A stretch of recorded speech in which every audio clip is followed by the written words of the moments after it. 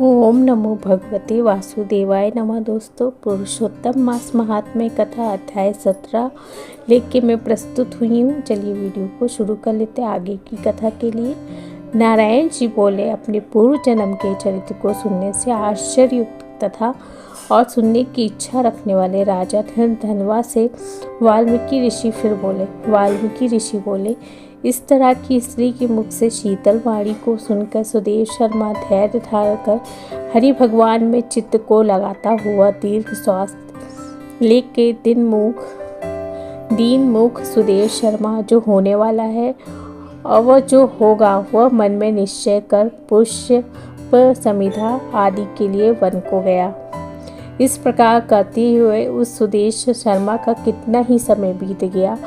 बाद किसी दिन समिधा कुछ फल पुष्प आदि के लेने के लिए वन को गया। वहां जाके सुदेश शर्मा मन से हरि भगवान के चरण कमलों को ध्यान करने लगा। उसी दिन उसका लड़का शुभदेव अपने मित्रों के साथ बावली को गया।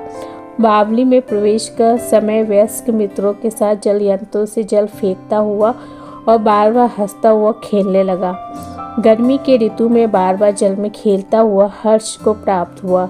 इस तरह प्रेम में मग्न सब बालकों से खेल करते हुए अतः जल में खड़ा हुआ वह शुभदेव बालक मित्र बालकों से पीड़ित होकर मित्र वर्ग के भय से भागने की इच्छा करता हुआ और भाग्य से पीड़ित हो अपने श्वास को रोककर अपने मित्र को छलने की इच्छा से वहां अतः जल में गोता लगाया, किंतु उस जल में व्याकुल होकर उससे बाहर निकलने की इच्छा करता सहसा उस अतः जल में वह बालक मृत्यु को प्राप्त हो गया। जल से निकलते हुए बालक को ना देख के वे सब समवयस्क मित्र बालक चकित होकर हाहाकार करते हुए बहुत जोर से दौड़े और अत्यंत शोक से ग्रस्त वे बालक उसकी माता गौतमी से जाकर बोले। उन बालक की अत्यंत अप्रिय व्रजपात के समान वचन को सुनकर पुत्र में प्रेम करने वाली वह गौतमी तुरंत पृथ्वी पर गिर गई। उसी समय वन से सुदेश शर्मा आया। पुत्र का मरण सुनकर कटे वृक्ष के समान पृथ्वी पर गिर गया। बाद में दोनों ब्राह्मण स्त्री पुरुष उठकर बावली को गए। वहां जाके मृत पुत्र को आलिंगन कर उसके शरीर को गोद में लेके सुदेश शर्मा बारंबार पुत्र का मुख चूमने लगा।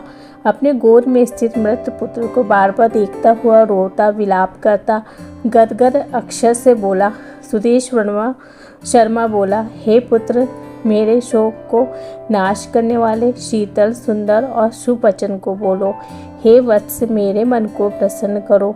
वृद्ध माता पिता को छोड़ के तुम जाने के योग्य नहीं हो। हे वत्स, वेदाध्ययन के लिए तुम्हारा श्रेष्ठ मित्र बुला रहा है। बड़े हर्ष से पढ़ाने के लिए उपाध्याय तुमको बुला रहे हैं। हे पुत्र, शीघ्र उठो। इस समय क्यों सो रहे हो? तुमको छोड़ के घर नहीं जाऊंगा। घर में क्या काम है? तुम्हारे बिना इस समय मेरा घर शून्य जंगल के समान हो गया है। तुमको फल मूल प्रिय है तो मेरे सामने से उठो। यदि नहीं उठोगे तो वन को भी नहीं जाऊंगा। वन में क्या काम है? मैंने कोई निंदित काम नहीं किया और ब्रह्म हत्या भी नहीं की। फिर किस कर्म के फल से मेरा पुत्र मर गया? ओहो ब्रह्मा, तुमने ऐसा करके कौन सा बड़ा फल प्राप्त किया? हे निर्दय वृद्ध दीन, मेरे नेत्र को लेकर निर्धन का धन और दोनों स्त्री पुरुषों का सहारा इस पुत्र को हर करते तुमको लज्जा क्यों नहीं होती? सर्वत्र तुम दयालु हो, परंतु मेरे विषय में निर्दय हो गए सो क्यों? अहो आश्चर्य है, मेरे भाग्य में वो उल्टा कैसे हुआ है? स्वभाव से सुंदर पुत्र की खोज इस समय मैं कहाँ करूँ? हे पुत्र, तुम्हारे मुख और सुंदर नेत्र को कहाँ देखूँगा? मेघ जल को बरसाता है, पृथ्वी धान्य को पैदा करती है, पर्वत रत्नों को और समुद्र मुक्ता सात मणि को देते हैं, परंतु उस देश को नहीं देखता जहाँ मरा हुआ पुत्र मिलता हो, जिसके शरीर का आलिंगन कर हृदय के ताप को छोड़ता है। हे वत्स, तुम एक बार शीघ्र वचन सुनाओ और दया करो। तुम्हारी माता लज्जा छोड़ के चील के समान अत्यंत विलाप करती है। हे पुत्र, उसको देखकर तुमको दया क्यों नहीं पैदा होती है? माता पिता की आज्ञा बिना तुम कभी नहीं गए।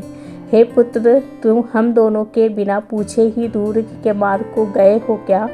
इस समय किसके वेदाध्ययन की उत्तम वाणी को सुनूंगा? हे वत्स, आज तुम्हारे और तुम्हारे मनोहर मधुर वचन के स्मरण से मेरा हृदय 100 टुकड़ा नहीं हो रहा है, क्योंकि मेरा हृदय लोहे के समान है। हे कौशलेंद्र राजा दशरथ, तुमको हम धन्य मानते हैं, क्योंकि रामचंद्र के वन जाने पे पुत्र के ताप से दग्ध वे प्राण को नहीं रख सके, परंतु पुत्र के मर जाने पर भी जीवित रहने वाले मुझको धिक्कार है। हे गोविंद, हे विष्णु, हे यदुनाथ, हे नाथ, हे श्री रुक्मणी के प्राणपति, हे मुरारे, हे दीन पे दया करने वाले, हे दयालो, पुत्र रूप अग्नि के ताप से संतप्त मेरी रक्षा करो। हे देवादिदेव, हे समस्त लोक के नाथ, हे गोपाल, हे गोपीश, हे चक्र को हाथ में धारण करने वाले, हे यमुना के विष दोष को हरने वाले, पुत्र रूप अग्नि के ताप से संतप्त मेरी रक्षा करो।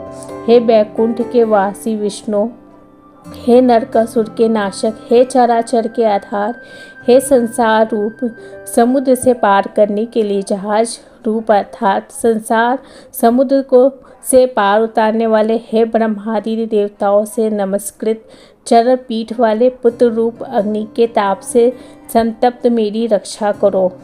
हमारे समान शठ दूसरा कोई नहीं, जो मैंने देवकी पुत्र श्री कृष्णचंद्र के वचनों का उल्लंघन कर पुत्र में दुराशा की। कौन अभागा पुरुष भाग्य में न रहने वाली वस्तु को प्राप्त कर सकता है। तो अध्याय 17। अब आगे की कथा अध्याय 18 में लेके आपके साथ प्रस्तुत होंगी। तब तक के लिए ओम नमो भगवते वासुदेवाय नमः।